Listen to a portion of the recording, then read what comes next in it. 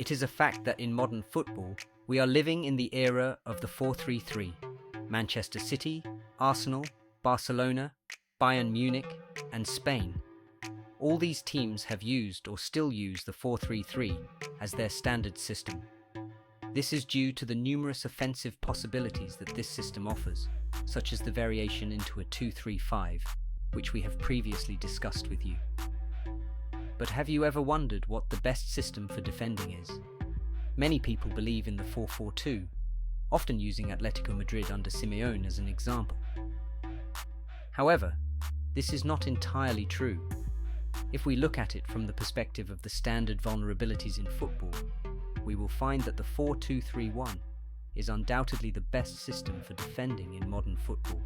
To understand why the 4-2-3-1 is the best defensive system, you need to first understand the vulnerabilities of the most common systems in modern football, starting with the 4-3-3. If you want to have two wingers in your team, without assigning them any defensive responsibilities, your defensive midfielders will often have too much space to cover behind these players. Because of this, many coaches opt for the 4-4-2, meaning they attack in a 4-3-3, but when the opponent has possession, they restructure into a 4-4-2. However, the 4-4-2 has a vulnerability in the space between the lines. This happens because the second line of four players stands literally in a straight line, allowing the opponent to exploit passing lanes behind the central midfielders. Because of this, some managers, such as Guardiola, prefer to use a 4-1-4-1 when defending. However, if you analyze this system closely, you'll notice that the defensive midfielder is often overloaded, as they have a lot of space to cover on their own. Eventually, the opponent will find ways to break through and exploit these spaces between the lines, which is a very common weakness. Some managers also opt for the 5-3-2, which may seem like an interesting system because, at times, it covers the wide areas well.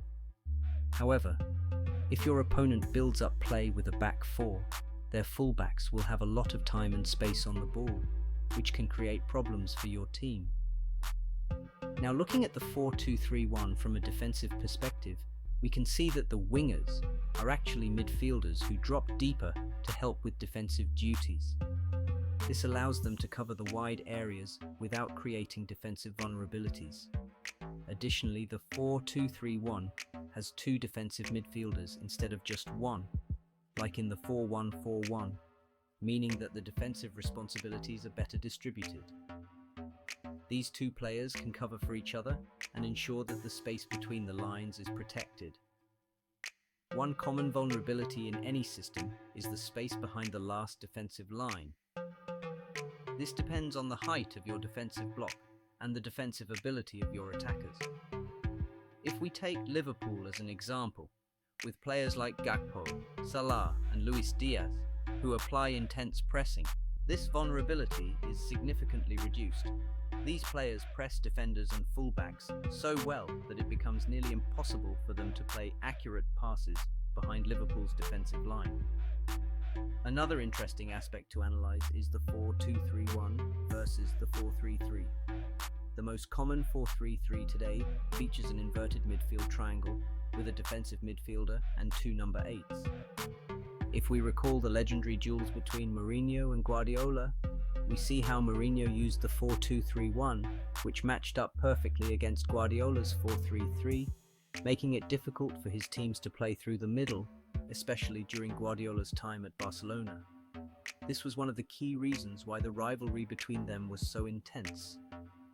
Over time, of course, Guardiola adapted and found ways to overcome this challenge, but for a significant period, Mourinho was able to cause a lot of problems for Guardiola using this system. Does the 4-2-3-1 have any weaknesses? Yes. One common issue is that there is often just one striker pressing two centre-backs, which is a disadvantage in the pressing phase, as seen in modern football. However, as mentioned earlier with Liverpool, if you have a centre-forward who is an excellent presser, this problem can be mitigated effectively. Additionally, the 4-2-3-1 allows for easy tactical variations, temporarily shifting into a 4-4-2 or even a 4-3-3, depending on the movement of the attacking midfielder. This flexibility makes it easier to adapt tactics during a match.